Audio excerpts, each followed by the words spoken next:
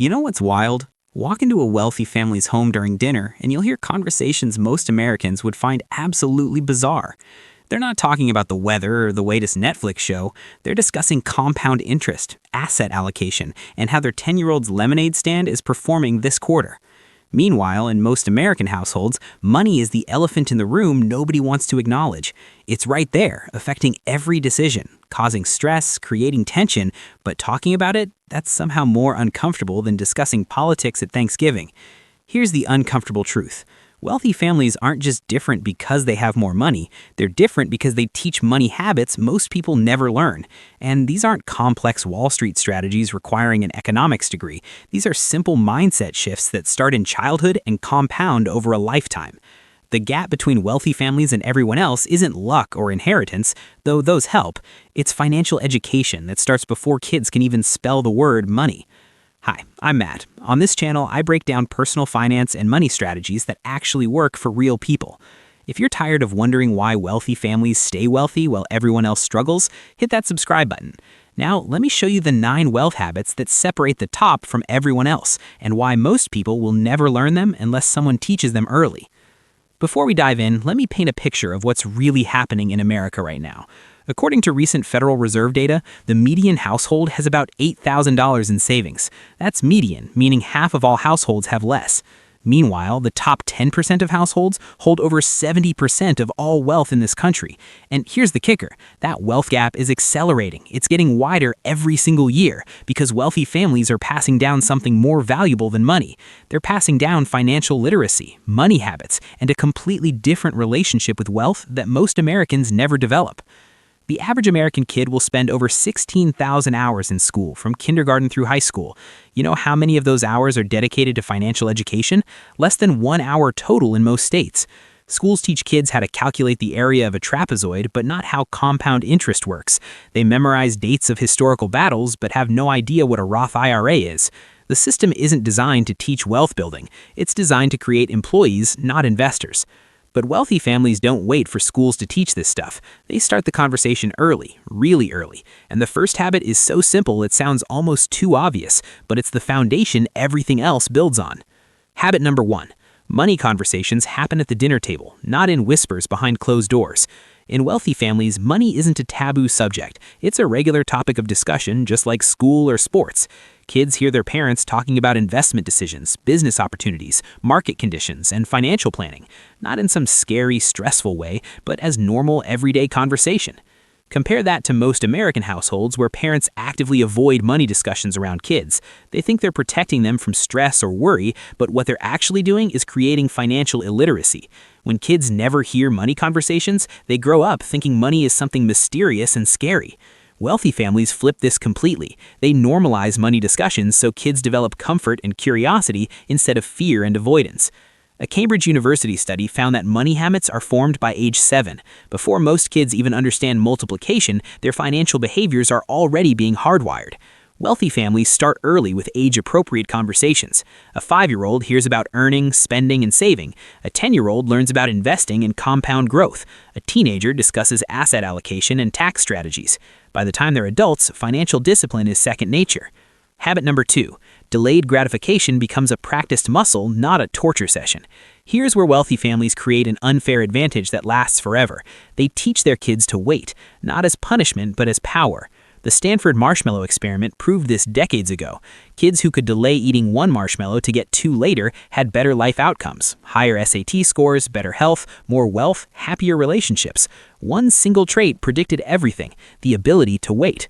Wealthy families build this muscle intentionally. A kid wants a new video game. Instead of buying it immediately or saying they can't afford it, wealthy parents create a plan. The kid saves half, earns the other half through chores, and waits 2 weeks before purchasing. By the time they buy it, they've learned patience, planning, and that earning feels better than getting. Middle-class families either buy it immediately to make the kid happy or say they can't afford it, creating shame. Neither approach teaches delayed gratification. This habit compounds just like money does. A child who learns to wait for small things becomes an adult who can delay instant gratification for long-term wealth building. They resist lifestyle inflation when income rises. They invest consistently instead of spending every raise. They build wealth while their peers stay stuck in the cycle of earn, spend, repeat. And this brings us to habit 3, which completely changes how kids think about making money for the rest of their lives. Wealthy families teach the multiple income streams mindset from day one. They don't tell their kids to get a good job and work for 40 years. They teach them to build income diversity, creating multiple sources of cash flow instead of relying on one paycheck. Look at any truly wealthy family, and you'll find they don't have one income source. They have 5, 10, sometimes 20 different streams. Real estate investments throwing off rental income, dividend stocks paying quarterly, business ownership generating profits, royalties from intellectual property. Each stream individually might be modest, but combined they create financial freedom and security that a single salary never could. Wait, before we continue, I need to show you something that will completely shift how you think about money, because habits 4 and 5 are where wealthy families create separation that's almost impossible to close later in life. Habit number 4. They teach the critical difference between assets and liabilities, and most Americans get this backwards their entire lives. Robert Kiyosaki popularized this in Rich Dad, Poor Dad, but wealthy families have been teaching it forever. An asset puts money in your pocket, a liability takes money out. Sounds simple, right? But here's where most people mess it up completely. Your house is not an asset. I know that sounds crazy because your real estate agent told you buying a home is the best investment you'll ever make. But unless your house generates rental income exceeding expenses, it's a liability.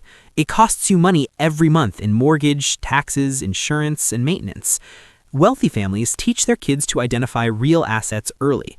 Rental properties that cash flow positive, dividend-paying stocks, profitable businesses, intellectual property earning royalties, anything that pays you instead of you paying it. Then they teach them to acquire assets while minimizing liabilities. This distinction shapes every financial decision for life. When a wealthy family's kid gets their first paycheck, they're thinking about what income-producing asset they can buy. When they get a raise, they upgrade their asset column, not their lifestyle. Meanwhile, most Americans accumulate liabilities they think are assets. The new car losing value instantly, the bigger house with the bigger mortgage, the boat costing thousands yearly while sitting unused. The wealth gap isn't just about income, it's about what people do with that income. Two people making identical salaries can end up in completely different financial positions based solely on whether they accumulate assets or liabilities. And now we're at the halfway point of this video, and what I'm about to share next is the habit that literally creates generational wealth that lasts for decades. If you could only teach your kids one thing about money, this would be it. Habit number 5. Compound interest is taught as the 8th wonder of the world, not as a boring math concept. Wealthy families make sure their kids understand this before they graduate high school. Here's the math that changes everything. Invest $10,000 at age 20 with 10% annual returns, the stock market's historical average, and you'll have over $450,000 by age 60. Wait until age 30 with that same $10,000, you'll have about $174,000. Same investment, 10-year delay, you just lost $276,000. Time is literally the most valuable asset in wealth building. Wealthy families drill this into their kids' heads early. They show the numbers, run projections, make it visual and tangible. Some open custodial investment accounts, letting kids watch birthday money and allowance grow in real time. They gamify compound growth so kids develop an obsession with starting early and staying consistent. But here's what separates wealthy families from everyone else. They don't just teach the concept, they make their kids live it. A teenager wanting a car gets shown two paths: spend $15,000 now on a depreciating asset, or invest that $15,000 and watch it potentially become $120,000 by retirement. The choice becomes obvious when you understand opportunity cost and compound growth. Let me show you something that might surprise you. Warren Buffett, one of the wealthiest humans ever, once said his best investment wasn't stocks or real estate, it was investing in himself through learning. And that brings us to habit 6, which creates an unfair advantage that money can't buy. Wealthy families prioritize financial education over formal education, and that statement will make some people angry. I'm not saying school doesn't matter, but wealthy families understand that financial literacy creates more wealth than any college degree ever could. Bill Gates dropped out of Harvard. Mark Zuckerberg dropped out of Harvard. Steve Jobs dropped out of Reed College. You know what they had in common besides dropping out? They all had financial education that taught them how to build businesses, manage money, and create wealth. Meanwhile, someone can graduate with honors from an Ivy League school and still be completely broke because nobody ever taught them the basics of wealth building. The average American college graduate leaves school $30,000 in debt with zero financial literacy. They understand cellular biology but can't explain how a 401k works. They can write a thesis on 18th century literature but have no idea how to negotiate a salary or invest for retirement. Wealthy families flip this priority. Yes, education matters, but financial education comes first. Kids learn about money, investing, business, and wealth creation as core curriculum at home. They read personal finance books, attend workshops, study successful investors, and practice wealth-building skills in real time. By age 25, they have more financial knowledge than most 50-year-olds because they've been studying it since elementary school. And here's where it gets really interesting. Studies show that financial literacy directly correlates with wealth accumulation across all income levels. Two people earning identical salaries can have wildly different net worths based solely on their financial knowledge. The financially literate person maxes out retirement accounts, minimizes taxes, invests consistently, and builds wealth systematically. The financially illiterate person spends everything, carries debt, has no investment strategy, and stays broke despite decent income.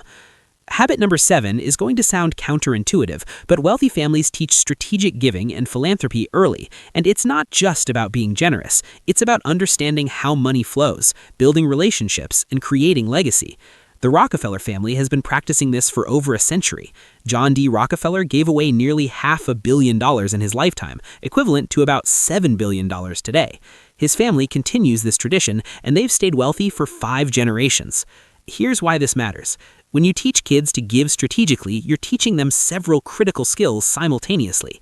First, you're teaching them that money is a tool, not the goal. Wealth is means to an end, and generous people understand this at a deeper level. Second, you're teaching them how to evaluate organizations, assess impact, and make strategic decisions with resources. Those same skills apply to business investments and financial planning. But there's a third element most people miss. Strategic giving builds networks and relationships with other wealthy, generous people. Philanthropy circles are where business deals happen, partnerships form, and opportunities arise. Wealthy families understand that giving isn't just charitable, it's also strategic networking that opens doors money alone can't open. Plus, there's a tax strategy component that wealthy families teach early. Charitable giving reduces taxable income when done correctly. Donor-advised funds, charitable trusts, and foundation giving all have significant tax advantages that reduce overall tax burden while creating positive impact. A wealthy family teaches their teenager how to bundle charitable deductions, maximize tax benefits, and create giving strategies that align with values while minimizing taxes. Most Americans never learn any of this because nobody taught them. They go through life thinking wealthy people are either greedy or got lucky. Meanwhile, wealthy families are teaching their kids sophisticated financial strategies that create compound advantages over decades. Here's something that separates wealthy families from everyone else, and it's habit 8. They teach risk management thinking instead of fear-based money decisions. Most Americans make financial choices from a place of fear. Fear of losing money keeps them in savings accounts earning 0.5% while inflation runs at 3%. Fear of market crashes keeps them out of stocks entirely, missing decades of compound growth. Fear of failure keeps them from starting businesses or taking calculated risks. Wealthy families teach the opposite. They teach their kids to assess risk rationally, not emotionally. Every decision has risk. Doing nothing has risk. Staying in a job you hate has risk. Keeping all your money in cash has risk. The question isn't whether to take risks. The question is which risks offer the best risk-adjusted returns. This shows up in fascinating ways. A middle-class parent tells their kid to get a stable job with benefits and stay there for 30 years. A wealthy parent teaches their kid to evaluate opportunity cost, build multiple income streams, and understand that the biggest risk is putting all your eggs in one basket, even if that basket is a stable job. Companies go bankrupt, industries get disrupted, technology eliminates entire career paths. The illusion of job security is just that, an illusion.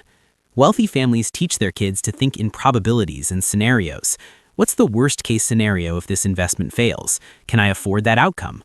What's the best case scenario? What's the most likely scenario? This framework removes emotion and creates rational decision-making. A kid who learns this approach at age 12 becomes an adult who makes better business decisions, investment choices, and career moves than someone who operates purely on fear or gut feelings. And they teach the concept of asymmetric risk-reward. Look for opportunities where downside is limited, but upside is massive. Starting a business might cost $5,000 and 3 months of time. If it fails, you lose $5,000 and gain education. If it succeeds, you could build a 6- or 7-figure income stream. The risk-reward ratio is wildly in your favor, but most people never take that bet because they focus on the $5,000 risk instead of the unlimited upside potential. This brings us to habit 9, and this might be the most important one because it creates opportunities money alone cannot buy. Wealthy families teach their kids that your network is an investment that compounds just like money does. They don't call it networking when the kid is young, they call it building relationships, but the principle is identical. From early ages, wealthy kids are introduced to their parents' friends, business associates, and professional contacts. They attend dinners, events, and gatherings where adults discuss business, investments, and opportunities. They learn how to communicate with successful people, ask intelligent questions, and build genuine relationships. By the time they're adults, they have a Rolodex of contacts most people couldn't access with any amount of money. But here's what makes this so powerful. It's not transactional. Wealthy families teach their kids to add value first, build real relationships, and help others without expecting immediate return. The network becomes valuable precisely because it's built on authenticity and mutual benefit, not sleazy manipulation. Think about how most people approach networking. They go to events with business cards, awkwardly trying to sell themselves or collect contacts they'll never follow up with. It's forced, uncomfortable, and ineffective. Wealthy families teach a completely different approach. Focus on being interesting and interested. Learn about people genuinely. Offer help without asking for anything. Build real friendships that happen to include professional dimensions. The compounding effect of this habit is staggering.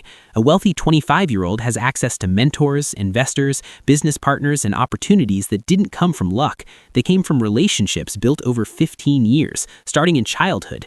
Their parents introduced them to successful people. They stayed in touch, they added value, they built trust. Now when they need advice, funding, or partnership, they have a network of people who actually care about their success. Look, here's what most people don't want to hear. The wealth gap in America isn't primarily about income anymore. There are people making $200,000 a year who are broke, living paycheck to paycheck with nothing saved. And there are people making $60,000 who are building real wealth, investing consistently, and creating financial independence. The difference is habits, not income. These 9 habits wealthy families teach their kids aren't complicated. Money conversations at the dinner table, delayed gratification as a practiced skill, multiple income streams thinking, assets versus liabilities clarity, compound interest understanding, financial education priority, strategic giving, risk management frameworks, network building as investment. None of this requires an economics degree or trust fund to implement. But here's the brutal truth. Most American families will never teach these habits to their kids because nobody taught them. They're too busy working multiple jobs to make ends meet. They're too stressed about immediate bills to think about long-term wealth building. They're too financially illiterate themselves to educate their children.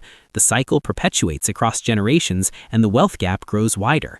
Recent data shows that only 17% of American high school students receive any personal finance education. Think about that.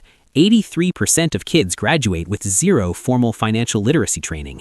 They enter adulthood not knowing how credit cards work, what compound interest is, or how to invest for retirement.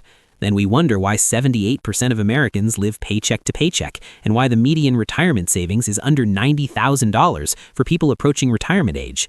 Meanwhile, wealthy families have been teaching these 9 habits for generations. The Rothschild family has maintained wealth for over 200 years through multiple wars, economic crashes, and regime changes. The Rockefeller family has stayed wealthy for 5 generations. The Mars family, the Walton family, the Koch family, they all pass down financial literacy and wealth habits that ensure the money doesn't disappear in 2 or 3 generations. But here's the thing that gives me hope. You don't need to be born into wealth to learn these habits. You just need someone to teach them to you, or the discipline to teach yourself. Every single habit I just described can be learned and implemented starting today, regardless of your current financial situation. You can start having money conversations with your kids tonight. You can practice delayed gratification this week. You can study assets versus liabilities this month. What percentage of these 9 habits did your parents teach you? Be honest for a second. For most people watching this, the answer is probably 0 or maybe 1. That's not your parents' fault. Nobody taught them either. But it is your responsibility to break the cycle. You can be the first generation in your family to understand wealth building. You can teach your kids what you're learning. You can change your family tree. The question isn't whether these habits work. They've worked for wealthy families for centuries. The question is whether you're going to implement them. Are you going to start those money conversations? Are you going to prioritize financial education? Are you going to build assets instead of accumulating liabilities? Because knowledge without action is just entertainment. The wealth habits most people never learn don't have to stay hidden anymore. We just have to be willing to learn them and teach them forward.